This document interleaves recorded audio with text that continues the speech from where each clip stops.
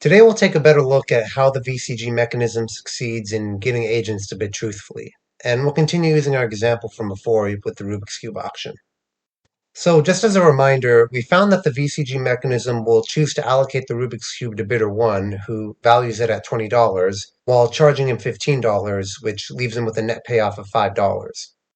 The other two bidders don't derive any utility from this outcome since they don't receive anything, and the mechanism doesn't pay them anything either, so their net payoffs were $0. Now, to show that truthful bidding is a dominant strategy, we need to show that it's impossible for any agent to make themselves better off by reporting anything other than their true valuations. Now, it might still be possible that agents end up with the same payoffs at the end from bidding different values, but as long as it's impossible for them to improve their payoffs, then it's at least a weakly dominant strategy for them to bid truthfully. Let's work through an example of untruthful bidding. Let's suppose bidder 2 decides to bid greater than $15, and they announce that they're willing to pay up to $25. So in this scenario, the VCG mechanism would decide that the socially optimal outcome is to give the cube to bidder 2, since $25 is greater than any of the other reported values for the cube. So from this outcome, bidders 1 and 3 receive no utility, and bidder 2 receives $15 worth of utility. And remember that when evaluating the utility that agents receive from an outcome, you need to distinguish between their actual valuations and their declared valuations. Bidder 2 declared that he values the cube at $25, but it doesn't change the fact that his real value is only $15. Okay, so now we need to figure out what the mechanism should pay each bidder, and if you'd like to try calculating the VCG payments on your own, I encourage you to do so. It can be a good way to practice the intuition behind VCG, and it's also quite fun to do by hand. I'll put a link to a Google Sheets template that can hopefully help with organizing the different values involved. It'll be quite similar to the table that I'll use in this video. So if you'd like, pause the video to try solving for each bidder's payments, and you can check back to see how well you did. Alright, so let's start by finding the other's social welfare when each agent is present. So because only bidder 2 ends up winning the cube, this sum for him is going to be $0, and for bidders 1 and 3 it's going to be $25. And again, remember that the rules of payment will be based on the agent's declared utility, which is why these values for bidders 1 and 3 are $25 instead of $15. Again, I know this might be a bit hard to keep track of. It can be helpful to try and think from the perspective of the mechanism when you're calculating these payments, and just try to keep in mind the fact that it's being calculated based on what each agent says about their values for a particular outcome. We can use this table to organize our information. The second column is for the utility that each bidder derives from the chosen outcome, and the third column is for the total social welfare from this outcome, minus that of the particular agent.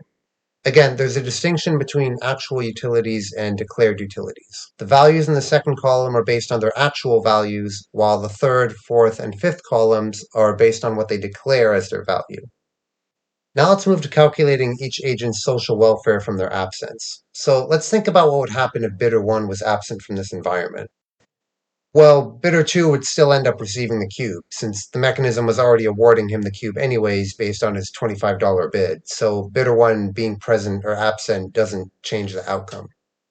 Now let's calculate the social welfare when bidder 2 is absent. Well, when bidder 2 is absent, the mechanism will award the cube to bidder 1, because bidder 1's bid of $20 is higher than bidder 3's bid of $10, so the mechanism decides that this is the socially optimal outcome.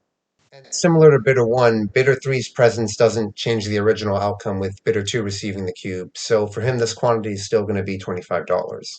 Okay, so we can put this information into the next column on our table from before, and now we just take the difference between the social welfare with them in the auction and the social welfare without them in the auction, and we can find the VCG payment for each bidder.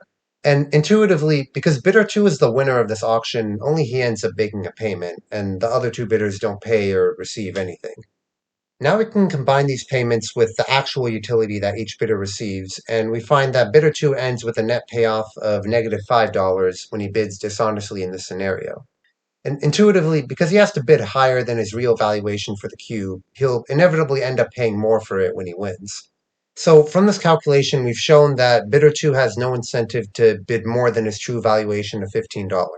And this can be shown for bidder 3 as well, and you can verify that on your own if you'd like. Now let's see what happens if bidder 1 bids less. Let's say instead of $20, he bids $12. Well, in this case, bidder 2 ends up winning the auction. The utilities of bidders 1 and 3 for this scenario will be $0, and bidder two's utility is, of course, $15. Now we can calculate each agent's payment. Again, I encourage you to pause and try this on your own, and then you can come back to check how you did.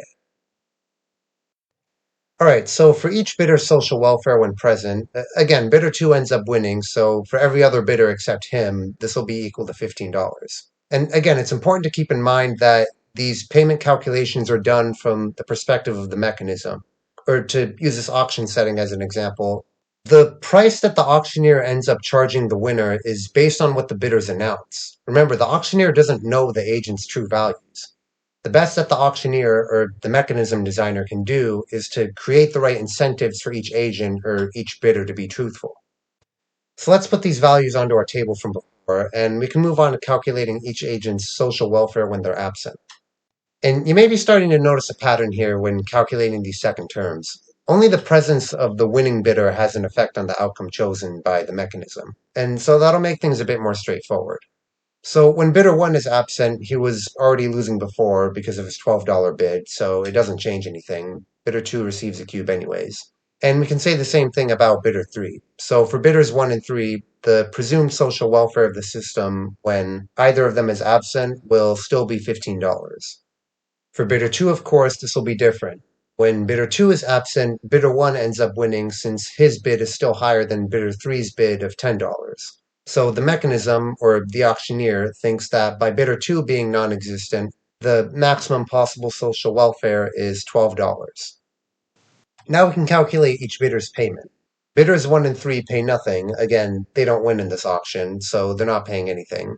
And bidder 2's payment will be $12 based on that second highest bid by bidder 1. And for the net payoffs, bidder 2 values the cube at $15 and ends up paying $12, so his payoff is $3. And bidders 1 and 3 end up with nothing.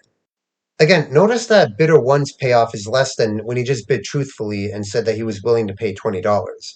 And again, you can think about this in the context of a second price auction, because you only pay the price of the second highest bid, so there's no extra benefit from announcing a lower bid. You'll still end up paying the same amount if you win. And also, as a consequence of bidding less, you reduce your chance of winning in the first place. So it always makes sense to just bid your entire value in a second price auction.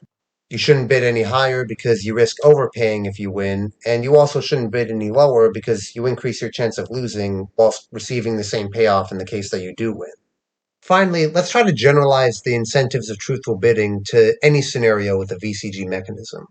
It's important to realize that regardless of what each agent announces as their values for any set of outcomes, the VCG mechanism ends up paying them the sum of everyone else's values for that outcome. Now, when this payment by the mechanism is combined with the actual utility that the individual agent receives from the chosen outcome, each agent's final payoff is exactly equal to the total welfare of society. This property of the VCG mechanism aligns the agent's private incentives with the goal of maximizing social welfare. And so, in order for any agent to actually improve his own payoff, intuitively he needs to cooperate with the mechanism as best as possible. And so it always makes sense for that agent to announce their true values, or in other words, to bid truthfully. Because by doing so, they help the mechanism achieve its goal of maximizing social welfare, which will in turn maximize their own individual payoffs. It's this property which is what makes the VCG mechanism so effective at achieving a socially optimal solution. Hopefully this explanation makes sense. Let me know in the comments if there's something that still feels a bit unclear, or if you have any other general feedback on what you liked, or what you think I could improve on in future videos. I really hope you enjoyed watching, and I look forward to seeing you again.